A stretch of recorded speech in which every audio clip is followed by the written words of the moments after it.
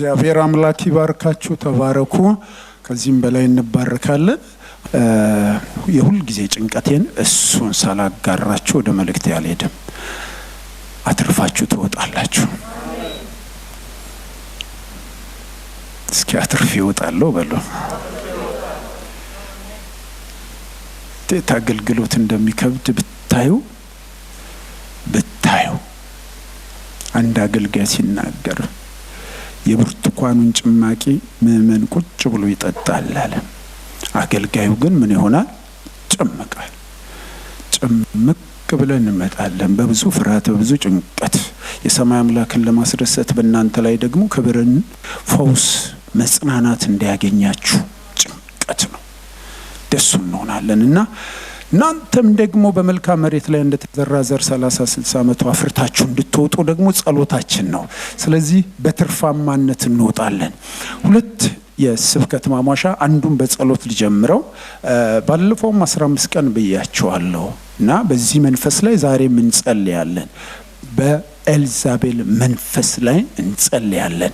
ይሄ የመንፈሱ አሰራር ብዙ ጊዜ ከአልጋ ጋር የተገናኘ ብቻ አድርገን እንወስደዋለን። አንዱ ነው ግን ያንን ጀግና ነብይ ልሙት አሰኘው።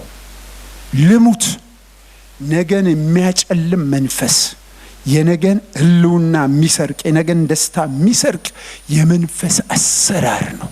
አሁን በዚህኛው አሰራሩ ላይ እስኪ ሁላችንም እንጮሃለን።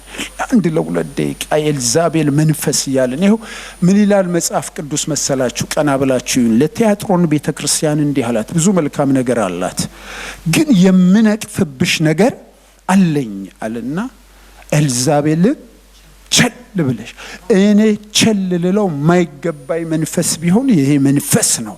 ቸል የማይባል መንፈስ ነው። ምክንያቱም አገልጋዩን ደግሞ በክትክታ ዛፍ ስር የምታስቀምጥ ናት። 450 የሚያሉ ነቢያቶችን አርዶ በአንድ ሴት ግን ራደ። እንዴት ቃሎቿ እንደ ጭንቁር ቢባሉ ነው እላለሁ። አቃተው። ኤልያስ አቃተው። ነገ ኤልሳሉ ለነብይነት የሚቀቡ በሶሪያ ንጉስ እንዲሆን አዛኤል ይቀባል እኮ አይደለም የሚቀቡ አሉ። እነዚህ ሁሉ የፊት ስራችንን የያዘ አሰራር ነው።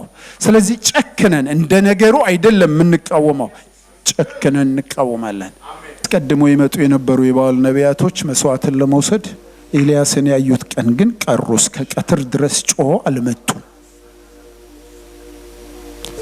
ደም አሳዩአቸው። ደም ስለሚወዱ ደም አይተው የሚወዱትን መስዋዕት አይተው መምጣት አቃታቸው የባል ነቢያቶች። ለምን ሲባል ኤልያስ ስላለ። እያለን እዚህ ምድር ላይ መስዋዕት ለመቀበል አይመጡም፣ አይቀበሉም። ጌታ ኢየሱስ ይባረክ። ወደ መልእክቴ ልሄድ ነው።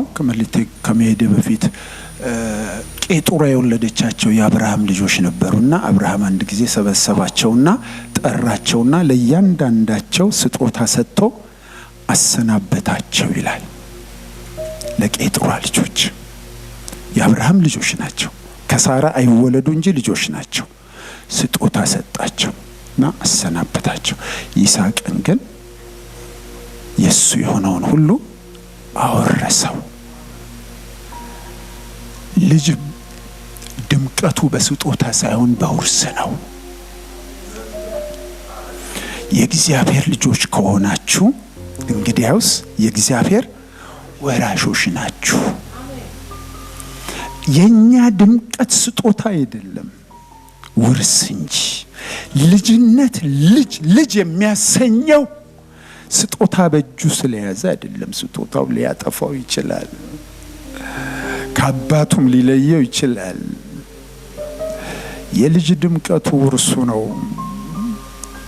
ለምን እንዲህ እንዳልኳችሁ ነግራችኋለሁ። ልንገራችሁ።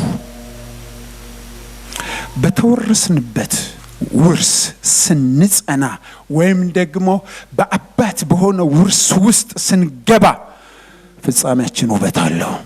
ስጦታችን ግን አስተማማኝ አይደለም። ምንም ልጅ ብንሆን ተቀብሎ ሉቃስ 15 ላይ ወጣ። ስጦታ ያስወጣል። አንተ ከኔ ጋር ነህ አለው። በቤት ውስጥ ያለው የኔ የሆነው ሁሉ የማን ነው? ያንተ ነው።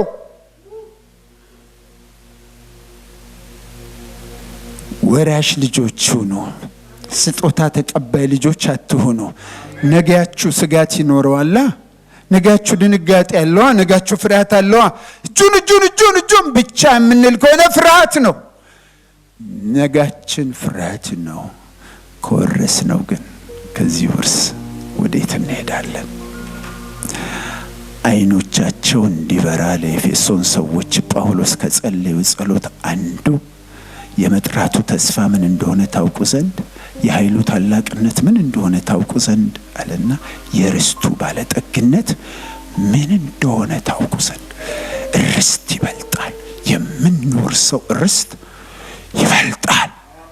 በትውልድ መካከል ደግሞ እኛን አስቀምጠን ተወቃሽ እንድንሆን እንወቃቀስ ብዬ አሰብኩኝ። ቁጭ ብዬ ረሃብ ገባ በያዕቆብ ዘመን። ዮሴፍ በግብፅ ተቀምጧል። እህል አዳይ ሆኖ ያ የእግዚአብሔር ፕሮግራም ነው። ግን በያዕቆብ ቤት ያለው ነገር ሁሌ ያስገርመኛል። ያዕቆብ ሳጥኑን ከፍቶ ስጦታ ለልጆቹ ሰጥቶ ሂዱና እህል ከግብፅ ምን አድርጉልኝ አላቸው? አምጡልኝ አላቸው። በደንብ ስሙኝ። ያዕቆብ ስጦታ አለው፣ እህል ግን የለውም።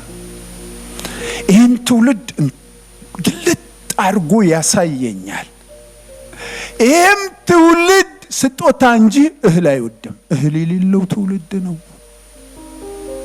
የእግዚአብሔር ቃል ሲባል የለው። ስጦታ ፈላጊ ነን። ማንም እስኪ ይቅርታዬንን አባባል ተንበርክከን ቀባኝ ጥሩ ነው፣ ቀባኝ በፈውስ ቀባኝ ጥሩ ነው፣ በዛም በዚህም ቀባኝ፣ እህል ስጠኝ ግን የሚል የለም። ጳውሎስ ብቻ ነው። ያ ሞጭሟጫ አይኑን ይዞ የእግዚአብሔር ቃል ደጆቹ እንዲከፈቱልኝ ስለኔ ይሄ ትውልድ እህል የለውም፣ ስጦታ ግን አለው። ሳጥን ሙሉ ስጦታ አለን፣ እህል ግን የለንም። የሰራዊቱ ጌታ እግዚአብሔር እንዲህ ይላል። ምን ይላል አትሉኝ? ልጆች እህል ይኖራችሁ። ለሚጠይቋችሁ ሁሉ መልስን ለመስጠት የምትችሉት እህል ሲኖራችሁ ነው። ስጦታ መልስ አይሆንም። ስጦታ አገልጋይ እንጂ መልስ አይሆንም። እንዲህ ተብሎ ተጽፏል የምንልባቸው ክፉ ወራቶች ወደ ህይወታችን ይመጣሉ። ስጦታው አይከላከልልንም። ስጦታው መልስ አይሆንም። እህል እንጂ አሸናፊ የሚያደርገን እህል ነው። ድል የሚሰጠን እህል ነው። ጠላት አጠገቡ የማይደርሰው እህል ያለው ሰው ጋር ነው እንዲህ ተብሎ ተጽፏል ማለት የሚችለው እሱ ነው።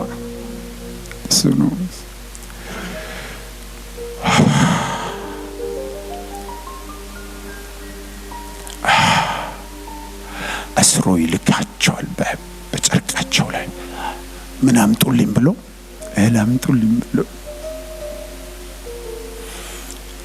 እንወቃቀስና ወደ መልእክቴ ልግባ። እህል የማይፈልግ ነገር ግን ስጦታን የሚወድ ትውልድ እና ምን እናድርግ? አንዳንዶቻችሁ ደግሞ በልባችሁ ምን ይጠበሳላችሁኝ አይደለም? የሚጠበሰውን ልንገራችሁ። እንጸልይ እህልን በል። የቃል ደጆች ከፈቱልን። እሱንም ፈልገው ለውጥ የሚያመጣ ጸሎት ብዬ ልጀምር ነው። ሁለት ሰዎችን ዛሬ እናነሳለን። ኢዮሳፍጥና ያቤጽን አነሳላችኋለሁ። ከዛ በፊት ግን ለምን እንደመጣ ወደ ልቤ አላውቅም። ያው ጅማ አካባቢ አገልግዬ እንደነበረ ታውቃላችሁ። የቡ የሚባል ሀገር አዲስ ክርስቲያን ነው። መምህር ዮሴፍ አረሳው ጾም ጸሎት ቤተክርስቲያን አውጃ፣ እሱም ጾም ጸሎት አብሮ ገባ። አያውቅም። አዲስ ክርስቲያን ነው። ለካ ከጠዋቱ ጀምሮ እስከ 12 ሰዓት ሳይበላ ቆይቶ አያውቅም። እንደምንም ብሎ 12 ሰዓት ደረሰ። ቀዩ አልጫው አንድ የቀረው የለም። በላ ዮሴፍ።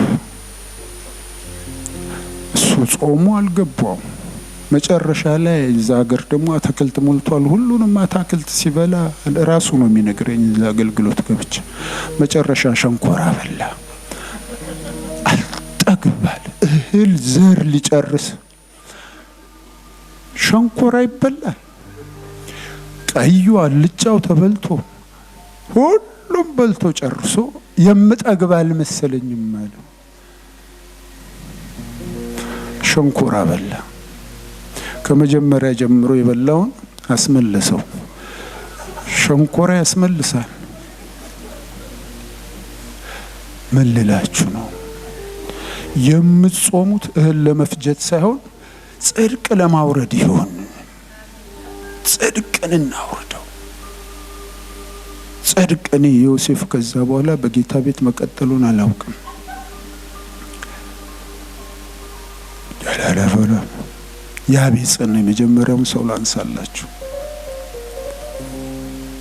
አንደኛ ዜና ምዕራፍ 4 ቁጥር 9 ላይ ያቤጽ ከወንድሞቹ ይልቅ አንደኛ ዜና ምዕራፍ 4 ቁጥር 9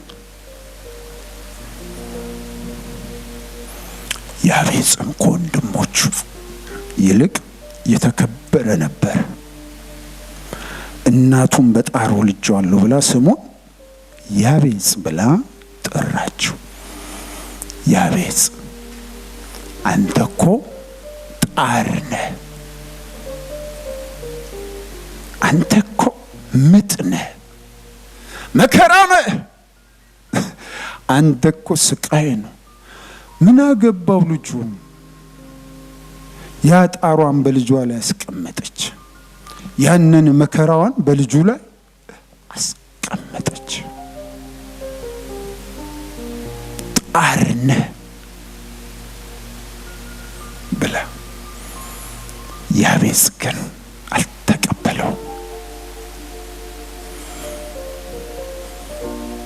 ያቤጽ ተንበረከከ። እባክህን መባረክን ባርከኝ። ለውጥ የሚያመጣ ጸሎት፣ ጣርን የሚያጠፋ ጸሎት፣ ምጥን የሚያጠፋ ጸሎት፣ የዘር እርግማንን የሚደመስስ ጸሎት። ያለ እውቀት ያዘልናቸው ብዙ ችግሮች አሉ። የተነገሩብን ብዙ ነገሮች አሉ። ገብቶን ሳይገባን፣ አውቀን ሳናውቅ የተሸከምናቸው ጣሮች አሉ። አላስኬድ ይላሉ እነዚህ ጣሮች።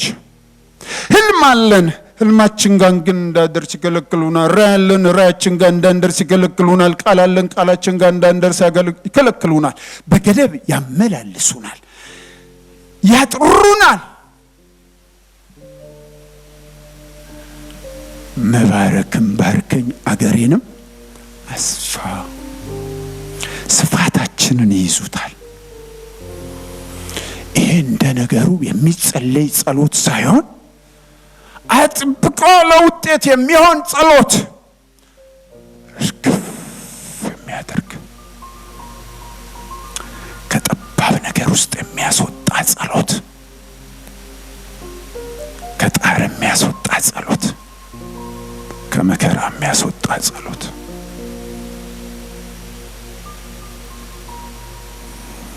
ልንደርስበት የሚገባ አዲስ መንገድ አለ። የዚያ አዲስ መንገድ ናፋቂዎች ሆነን መቅረት የለብንም። ዛሬ የመፍቻውን ምስጢር እግዚአብሔር ነግሮን፣ አገሩ ሰፍቶ አንድ አገር ነው እግዚአብሔር የሰጠው። እጅህ በእኔ ላይ አንተን እንዳላሳዝንህ ከክፋት ሁሉ ጠብቀኝ። ያቤጽ እንዲህ ብሎ ጸለየ። እየጸለይኩ እንዴት ከፈቀዳችሁልኝ በእውነት እላችኋለሁ፣ ለስሜት አይደለም፣ ጌታን እፈራዋለሁ። ያገለግልኩበትን ዘመን አልነግራችሁ፣ እፈራዋለሁ። ግን አንዳንድ ሰው እጅ ላይ ቁልፍ ሲሰጠው ያለው ወደ እንግዳ ክብር የሚገባ ሰው ዛሬ አለ። እስኪ ልቀቀኝ ብላችሁ ጩሁ። ይሄ ጩኸት መቼም አያስለቅቃችሁ። ይቅርታ አድርጉልኝ፣ ይሄ ከሲታ ጩኸታችሁ ከሲታ አድርጎ ያኖራችኋል፣ እድሜያችሁን ይበላል። ዘራፍ እኔ በጌታ እሺ ልቀቀኝ ብላችሁ ጩሁ እስኪ።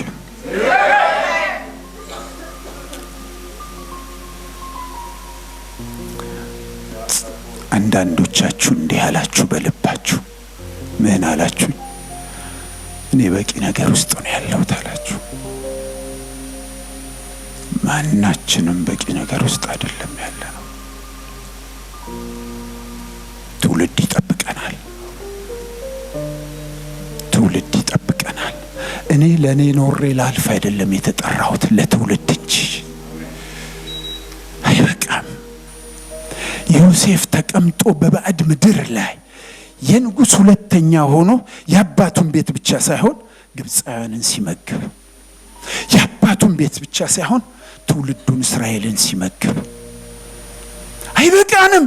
ትውልድ ይጠብቀናል። ይልቀቀን። ተው ይልቀቀን። የጋን ውስጥ መብራት ሆነን አንቀመጥ። ዛሬ ጋኑ ይሰበር። ብርሃናችን በምድር ላይ ሁሉ ይብራ። በተራራ ላይ ያለች ቤት ከቶ ልትሰወር እንደማይቻላት እንዲሁ እንድመቅ፣ እንብራ። ጂስ ይህ ጸልያለሁ ያልተመለሰ ጸሎት ስላለኝ አንድ ቀን ይጠሩኛል ብዬ አስባለሁ። በነገስታት በመኳንንቶች በሹማምንቶች ቤት ተፈላጊዎች ያድርገን። እንቆቅልሻቸውን እንፍታ። አይናችን ለምን ጮህ ካላችሁ በራሳችን ላይ ስለሆነ ነው የጮህኩት። ጸሎታችን እኛ፣ ልመናችን እኛ፣ ምልጃችን እኛ፣ ምስጋናችን እኛ፣ ሁሉ ነገራችን እኛ ለእኛ። እስኪ አገሬን አስፋ፣ ጸሎቴን አስፋው፣ አይኔን አስፋው፣ ምልከታዬን አስፋው፣ እውቀቴን አስፋው፣ ጥበቤን አስፋው፣ መሻቴን አስፋው፣ ረሃቤን አስፋው። ምድር ይሰጠኝ እንበል፣ ምድር ይሰጠኝ እንበል። ይሰጠን።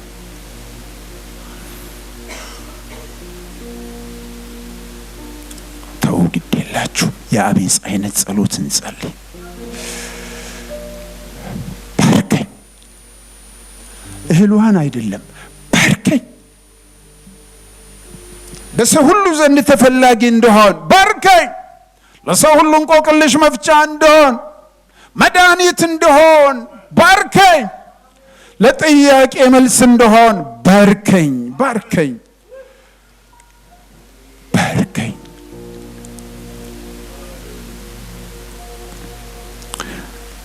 ብንፈልግ የሰው እጅ ላይ ያለ ነገር እኛ እጅ ላይ ስለሌለ ነው የምንፈልገው። ብንፈልግ ሰው ቤት ያለ ነገር እኛ ቤት ስለሌለ ነው የምንፈልገው። ዛሬ ያስተሳሰብ ይቀር። አገር ስጠኝ እንበለው እስኪ። አሜን አሜን።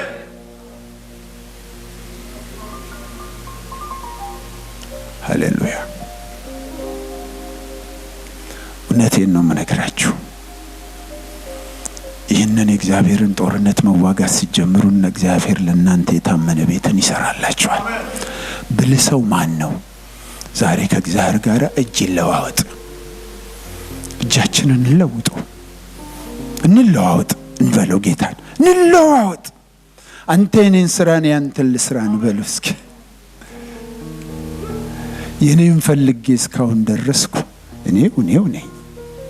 ያንተን ፈልጌ እስኪ ደግሞ የቀረው ዘመን ላይ ልመልከተው፣ ራሴን፣ ቤቴን ልየው፣ ትዳሬን፣ አገልግሎቴን፣ ማንነቴን ልየው፣ እስኪ ልየውን በለው። የአቤት ጸሎት፣ ያ መንፈስ ያገኘን ጭክን ያለ ጸሎት።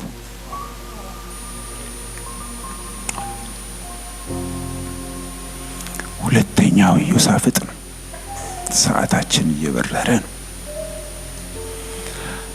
አንደኛ ዜና፣ ሁለተኛ ዜና ምዕራፍ 20 ላይ እናንተ ለመጻፍ ብቻ ነው የምትቸገሩት።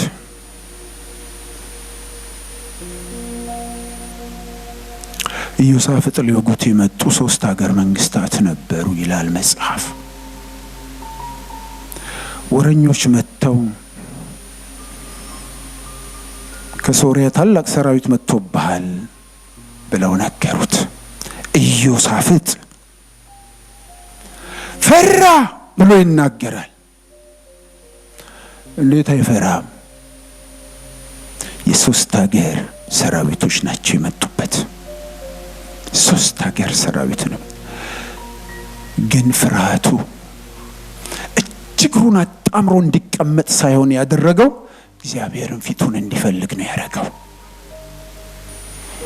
የሚያስፈሩ ነገሮች ይመጣሉ፣ ወደ ህይወታችን፣ ወደ ነገራችን ይመጣሉ።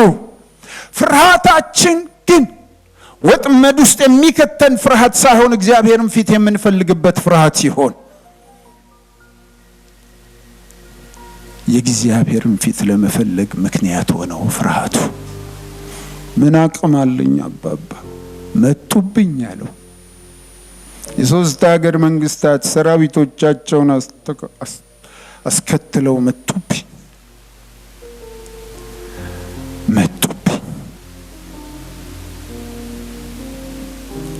ኢዮሳፍጥ አንድ ማሸነፊያ ያለው መሰዊያ ያለው ይንበረከካል።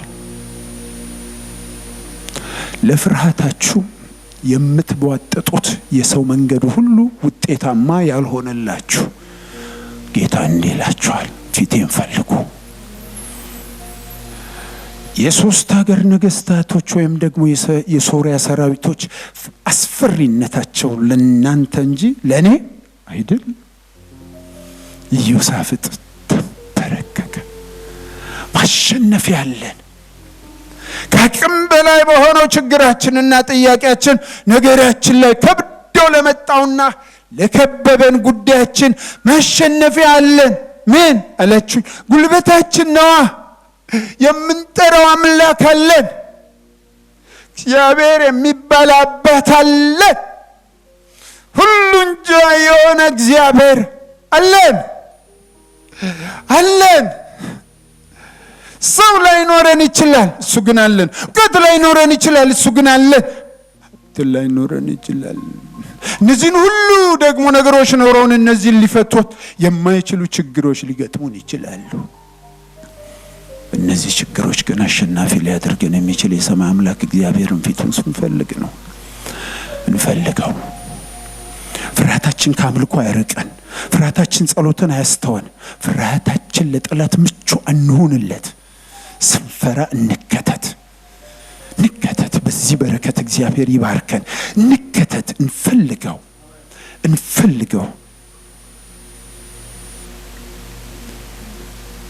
ኢዮሳፍጥ በይሁዳ ከተሞች ጾም አወጀ። በይሁዳ ያሉት ሁሉ እግዚአብሔርን ፊት ይፈልጉ ዘንድ ተከማቹ ይላል። ይኸውላችሁ ምን ልትለን ነው አላችሁ? የምትጸልዩ ሰዎች ከሆናችሁ ተከታይ አታጡ። መንበርከክ ባህላችሁ ሲሆን ድፍን ይሁዳ ድፍን እስራኤል ተከማቸ። ካንተ ጋር እንጸልያለን አሉት። የምትጸልዩ ስትሆኑ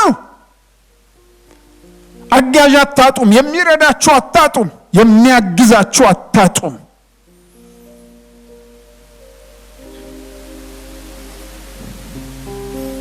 የሰው መንገድ ሰው ያሳጣናል። የእግዚአብሔር መንገድ ግን ሰው ይሰጠናል። ልድገመው አልድገመው?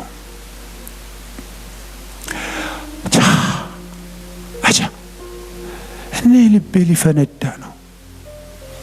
ይፈንዳ አላችሁ?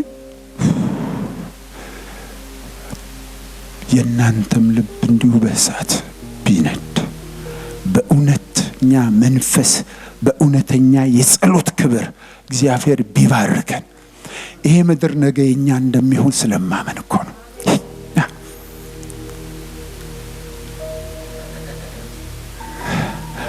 በጸሎት የምታመጡት ነገር ሁሉም ነገሮቻችንን መልስ ይሆናል።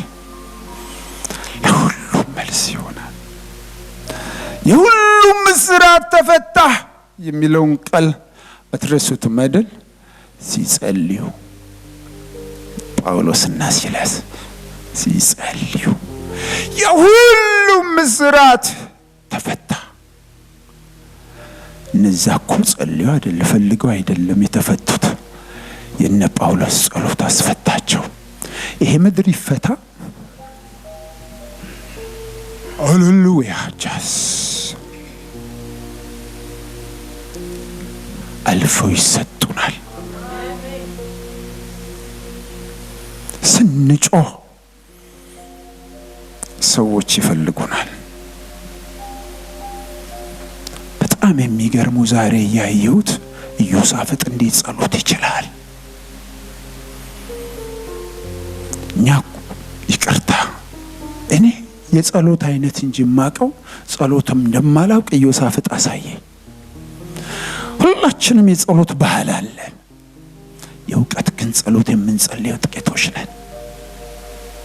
ኢዮሳፍጥ እንዲህ አለ። በኢየሩሳሌም ጉባኤ መካከል በእግዚአብሔር ቤት ውስጥ በአዲሱ አደባባይ ፊት ቆሞ እንዲህ አለ። አቤቱ የአባቶቻችን አምላክ ሆይ በሰማይ ያለ አምላክ አንተ አይደለህምን? አሕዛብንስ መንግስታትን ሁሉ የምትገዛ አንተ አይደለህምን? ኃይልና ችሎታ በእጅ ነው፣ ሊቋቋም የሚችል የለም። አምላካችን ሆይ በዚህ ምድር የነበሩትን አሕዛብ ከሕዝብ ከእስራኤል ፊት ያሳደድክ ለወዳጃችን ለአብርሃም ዘርን ለዘላለም የሰጠ አንተ አይደለህምን? እያለ ጀመረ። ይችላል ኢዮሳፍጥ። ምኑን አይተህ ነው ፓስተር ይችላል ያልከው ካላችሁ፣ ጸሎቱን የጀመረው ከችግሩ ሳይሆን ከእግዚአብሔር ነው።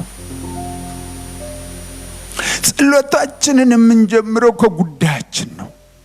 ኢዮሳፍጥ ግን ጸሎቱን የጀመረው ከአብርሃም አምላክ ነው።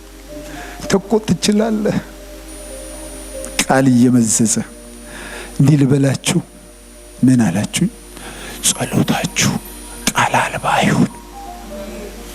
አቅም የሚኖረው ጸሎታችን ቃል ሲኖረው። ሁለተኛ የኢዮሳፍጥ የሚያስቀናው ጸሎቱ አድነን መጡብኝ አድነኝ አይደለም። ቃል አለው። ቃል አለው። ቃል አለው። ጸሎታችሁን የሚያወፍረው ቃል ነው። ለጸሎታችሁ አቅም የሚሰጠው ቃል ነው። ለጸሎታችሁ ውጤታማ የሚያደርገን ቃል ነው። ቃል በአደባባዩ ፊት ቆሞ እግዚአብሔርን አወደሰው። ሁለተኛ የሰራውን ስራ ከአባቶቹ ጀምሮ ጠላቶቻቸውን እንዳሳደድክ እናውቃለን። ምንም ናቸው እነዚህ ሶስት ሀገር ሰራዊት ምንም ናቸው። አንድ ነገር ልበል በላላችሁ። ዛሬ ብን ብለው ከላያችሁ ላይ የሚጠፉ ችግሮች አሉ። ብን ብለው አምላካችሁን አተልቁት። እስኪ አተልቁት። ና ተልቀው እንተ ትልቅ ነህ እንበለው። ትልቅ ነህ በፊት ቆመን በመከራችን ወደ አንተ እንጮሃለን አለው። ቁጥር 9 መጨረሻ ላይ ሰዓቱ 5 ነው። ያዝል አርገው አይደል?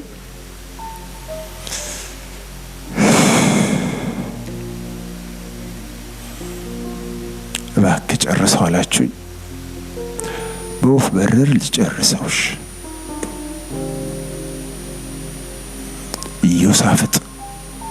እየጸለየ እግዚአብሔር ነብይ ላከለት።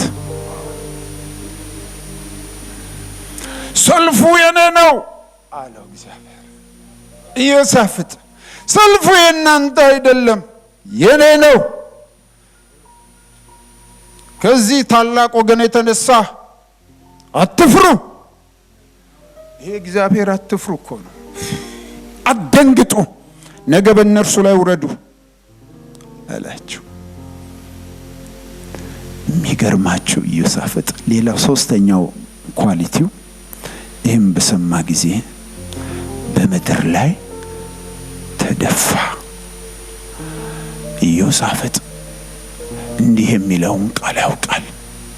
ከብዙ ምርኮ ይልቅ የእግዚአብሔር ቃል እንደሚበልጥ። አሸንፎ አይደለም የተደፋው፣ ድምፅ ሰምቶ ነው። ድምፅ የቀለለብን የእግዚአብሔር ሴት ወንድ ልጆች የእግዚአብሔር ድምፅ ሲሆን አየዋለሁ። በተለይ ለኢትዮጵያውያን አሁን እንደሱ ነው። ለምን ሲባል ሞባይሎቻችንን በከፈትን ቁጥር የሚናገሩ የእግዚአብሔር ቃል ብዙ አሉ። እሺ እሱስ ከገባው ይረዝምብኛል። ድምፅ ሰማ፣ ተደፋ። ይሁዳም አብሮት ተደፋ።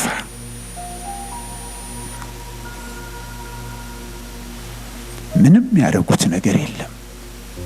በምን እንዋጋ ብለው እንኳን እግዚአብሔርን ሳይጠይቁ ጌጠኛ ልብስ የለበሱ መዘምራንን አሰለፉና እግዚአብሔርን ማመስገን ጀመሩ።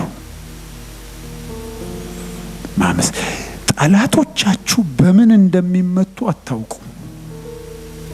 በምን አሁን የሶስት አገር ሰራዊት በመዝሙር ያልቃል።